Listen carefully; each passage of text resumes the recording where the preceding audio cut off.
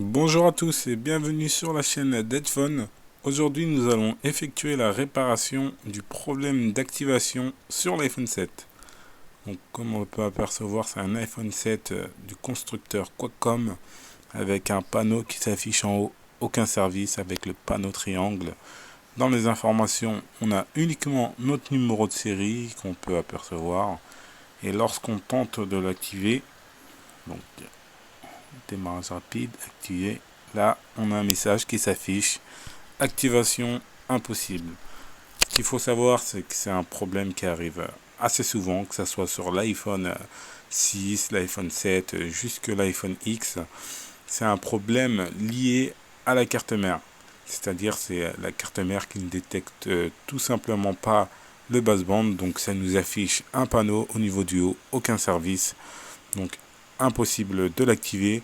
Donc, ce qu'on va effectuer, c'est qu'on va effectuer cette réparation directement sur la carte mère. Donc, dans un premier temps, on éteint notre téléphone. Ensuite, on l'ouvre. Donc, c'est toute cette partie, la carte mère, qu'on va retirer et qu'on va réparer. Donc, on la retire.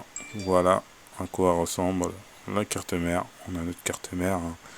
Vous avez deux types de constructeurs sur la carte mère. Vous avez Qualcomm, Intel. Ce problème-là arrive souvent sur les cartes mères Qualcomm.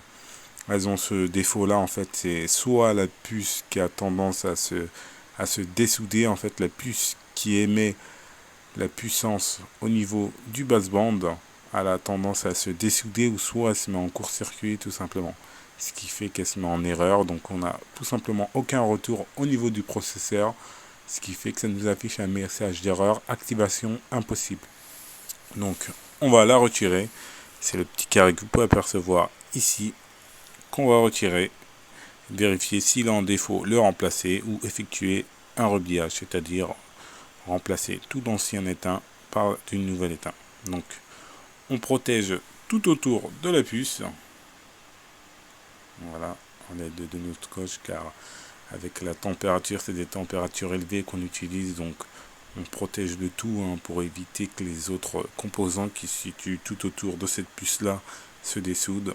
Ensuite, on applique un peu de flux. Le flux aura pour but de dessouder la pièce plus facilement sans venir augmenter la température. Donc, on chauffe le tout. Une fois le point de fusion atteint, la puce va se dessouder. On la retire. Voilà. Percevoir les petites billes sur brillance. C'est ces petites billes qui font. Il y en a certaines qui ont tendance à ne plus faire contact. Donc, on nettoie le tout. Ensuite, on va effectuer un test, vérifier que la puce elle soit bonne. Si jamais elle n'est pas bonne, on la remplace. Donc voilà, une fois tout nettoyé, voilà, nous on a effectué le test. Elle était encore bonne. C'était vraiment au niveau de la soudure, les soudures qui n'étaient pas bonnes. Donc on va effectuer un rebillage. On peut apercevoir qu'on a des pistes qui font pas contact.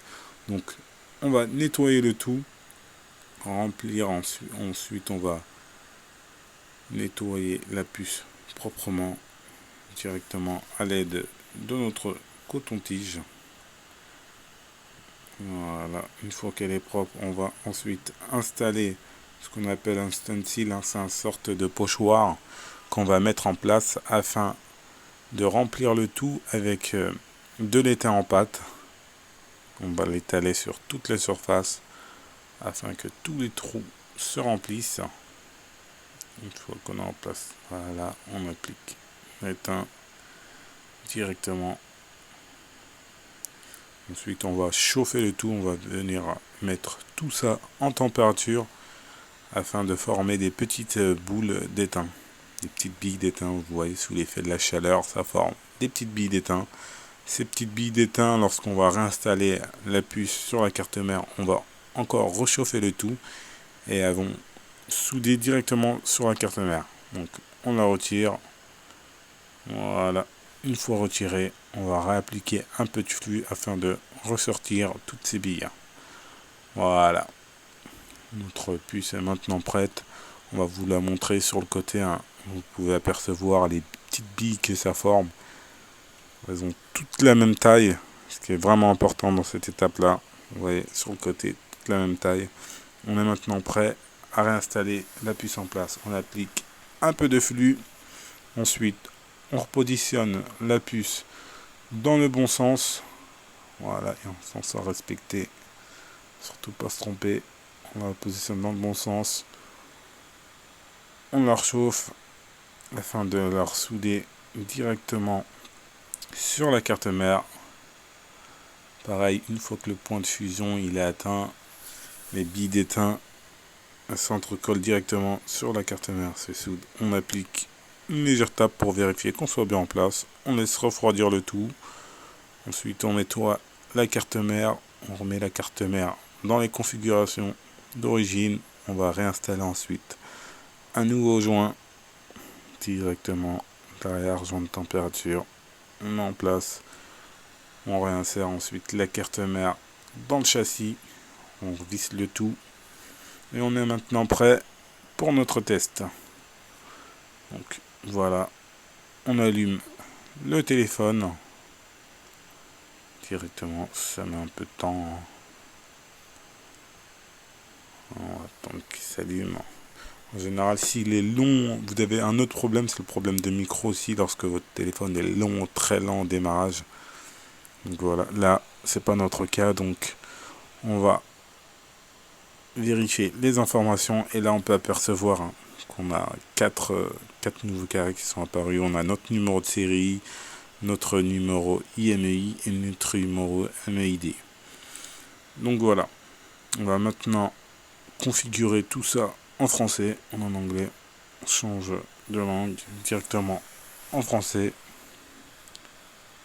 Voilà. Et là, on va essayer d'activer le téléphone. On entre notre mot de passe Wi-Fi. On est prêt, vous voyez. Là, il s'active bien. Donc, continuez. On va passer tout ça en rapide. Tous ces paramètres de configuration afin d'atteindre notre page d'accueil et effectuer les autres tests. Donc voilà, terminé. Bienvenue démarre. Donc vous voyez, maintenant le téléphone il s'est activé, on fait notre test, étoile dièse 06 dièse, on a bien notre IMEI qui apparaît. Donc si jamais vous avez ce problème là sur votre iPhone, ça peut être l'iPhone 6, l'iPhone 7, l'iPhone X, n'hésitez pas à nous contacter. La réparation est effectuée en 48 heures, c'est fait directement, donc on peut apercevoir qu'on a toutes les informations. Donc voilà, n'hésitez pas à vous abonner à notre chaîne pour d'autres vidéos, consulter notre chaîne et lâcher un petit like. Merci et à la prochaine pour de nouvelles vidéos.